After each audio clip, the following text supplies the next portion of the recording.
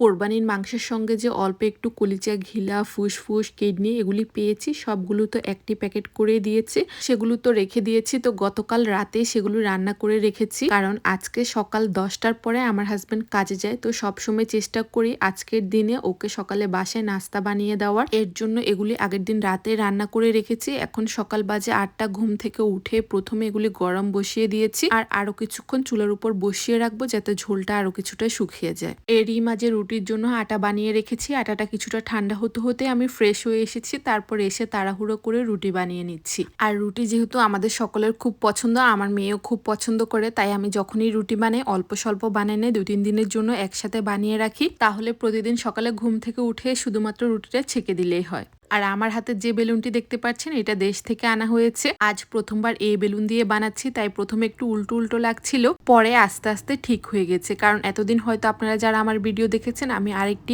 আমেরিকায় যে বেলুনগুলো পাওয়া যায় একটু মোটা দাঁতের, সেই বেলুন দিয়ে রুটি বানাতাম। দেশে থাকতে যদিও এই বেলুন দিয়ে রুটি বানাতাম, কিন্তু অনেকদিন পর এই বেলুনটা হাতে নেওয়ার কারণে কেমন জানি ছোট ছোট মনে হচ্ছিল। তবে আরো 1-2 দিন এই বেলুন দিয়ে রুটি বানালে ঠিক হয়ে যাবে। তো আমি একটা রুটি বানাচ্ছি আর একটা করে ছেঁকে নিচ্ছিলাম, কারণ হাতে সময় অল্প, একটু পরে আপনাদের ভাইয়া বের হয়ে যাবে, তাড়াতাড়ি করে রুটি ছেঁকে ওকে নাস্তাটা দিয়ে দিয়েছি।